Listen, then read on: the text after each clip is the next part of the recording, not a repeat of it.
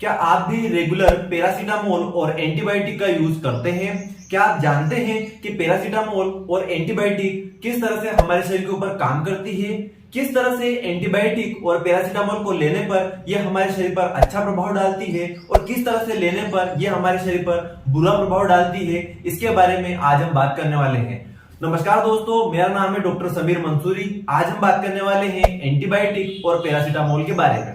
दोस्तों, क्या होता है हमारी रेगुलर लाइफ में हमें क्या होता है, थोड़ा सा भी फीवर लगता है, बुखार आता है या फिर हमें थोड़ी सी भी सर्दी जुकाम होती है तो हम तुरंत क्या करते हैं, पैरासीटामोल को ले लेते हैं या फिर एंटीबायोटिक को ले लेते हैं। ना तो किसी डॉक्टर से हम उसके बारे में परामर्श लेते हैं, ना उनसे कोई भी हम ड्रग को क्या करते हैं, कोई भी मेडिसिन को प्रिस्क्राइब करवाते हैं। डायरेक्टली हम क्या करते हैं, अपने ही अकॉर्डिंग मेडिसिन को ले लेते हैं। पैरासीटामोल को अपने ही अकॉर्डिंग 100 mg, 250 mg, 500 mg में ले लेते हैं। लेकिन क्या आप जानते हैं कि ये किस तरह से हमारे शरीर पर गलत प्रभाव दिखाती है? तो उसी के बारे में आज हम बात करने वाले हैं। दोस्तों, जो पैरासीटामोल होती है वो क्या होती है, हिपेटोटॉक्सिक होती है और नेफ्रोटॉक्सिक भी होती है। सामान्य भाषा में आपको समझाऊं तो नेफ्रोटॉक्सिक का मतलब होता है हमारी किडनी के ऊपर गलत प्रभाव डालती है। साथ ही साथ हिपेटोटॉक्सिक होती है, मींस हमारे लीवर को भी खराब करती है।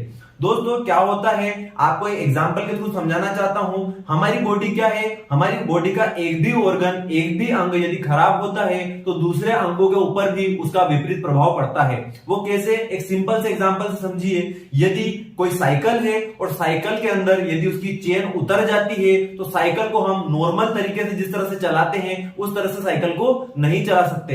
यदि साइकिल का एक टायर पंचर हो जाता है तो हम नॉर्मल साइकिल की तरह उसे नहीं चला सकते। ठीक उसी तरह हमारी बॉडी के अंदर भी क्या होता है, यदि एक अंग जो प्रभावित है, एक अंग अगर प्रभावित होता है तो शरीर के दूसरे अंगों को भी प्रभावित करता है। तो हमें ध्यान में रखना है कि हमें पैरासीटामोल और एंटीबायोटिक को अपनी मर्जी से प्रयोग नहीं करना है, क्योंकि इसके घातक प्रभाव होते हैं। आगे चलकर ये क्या करती है, हमारी बॉडी के ऊपर गलत प्रभाव दिखाती है। आज नहीं, आज से 10 साल के बाद आपको इसके साइड इफेक्ट देखने को मिल सकते हैं, आपकी बॉडी पर बुरा प्रभाव देखने को मिल सकता है। तो अब क्या करना चाहिए, सीधी सी बात है, हमें क्या करना चाहिए, जो भी हम मेडिसिन लेते हैं बिना डॉक्टर के प्रिस्क्राइब किए हमें मेडिसिन नहीं लेना है। हमें बिना डॉक्टर के परामर्श के कोई भी मेडिसिन नहीं लेना है।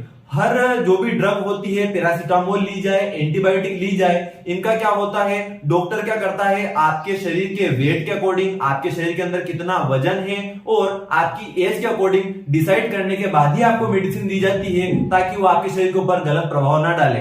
साथ ही साथ उसका क्या होता है, एक टाइम पीरियड डिसाइड किया जाता है कि इतने ही टाइम पीरियड के लिए आपको मेडिसिन दी जाए। इसी तरह बात करूं एंटीबायोटिक की, तो एंटीबायोटिक का भी क्या होता है, एक रूल होता है। डॉक्टर जब आपको मेडिसिन देता है तो उसका एक फिक्स टाइम होता है, तभी आपके शरीर में जो बैक्टीरिया गया है, जो आपको बीमार कर रहा है, वो खत्म हो पाता है उन एंटीबायोटिक के द्वारा। यदि क्या किया जाए, आपको 3 दिन की एंटीबायोटिक डॉक्टर ने प्रिस्क्राइब की है, यदि आपको पहले ही दिन उससे आराम मिल जाता है तो पेशेंट क्या करता है, सेकेंड बार दूसरे दिन उस मेडिसिन को लेता ही नहीं है। तो दोस्तों, क्या होता है, वो मेडिसिन आपके शरीर के लिए रेजिस्ट हो जाती है। अब इसका मतलब क्या, सामान्य लैंग्वेज में आपको समझाना चाहूं तो आपकी इम्यूनिटी धीरे धीरे वीक होने लगती है। कैसे, वो मेडिसिन यदि आपने 3 दिन तक पूरी नहीं ली तो आपके शरीर में रेजिस्टेंस पैदा हो जाएगा।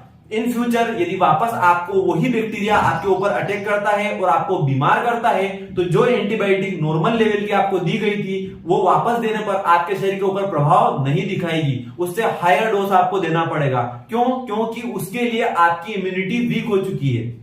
तो इसी तरह क्या होता है, हमें हमेशा, हम पैरासीटामोल यूज करें, एंटीबायोटिक यूज करें या कोई भी ड्रग लें, बिना डॉक्टर के प्रिस्क्राइब किए आप कोई भी मेडिसिन ना लें। ठीक है, क्योंकि आजकल क्या होता है, हम अपने ही अकॉर्डिंग हम खुद ही डॉक्टर बन जाते हैं, खुद ही मेडिसिन ले लेते हैं, खुद ही अपने अकॉर्डिंग ही एमजी डिसाइड कर लेते हैं। तो ये बिल्कुल ना करें। ये क्या होता है, इन फ्यूचर बाद में जाकर आपको परेशानी देता है। ठीक है दोस्तों, तो हमेशा इस बात का ध्यान रखिए कि जो भी आप मेडिसिन ले रहे हैं डॉक्टर से प्रिस्क्राइब करके ही लें। तो दोस्तों, ये वीडियो आपको अच्छा लगा हो तो वीडियो को लाइक कर दीजिए। यदि आप फेसबुक पे देख रहे हैं तो मुझे फॉलो कर लीजिए, और यदि आप यूट्यूब पे मुझे देख रहे हैं तो मास्टरमाइंड समीर चैनल को सब्सक्राइब कर लीजिए, बेल आइकन को प्रेस कर दीजिए, ताकि इसी तरह की इंफॉर्मेशन आपको मैं देता रहूं। Thank you.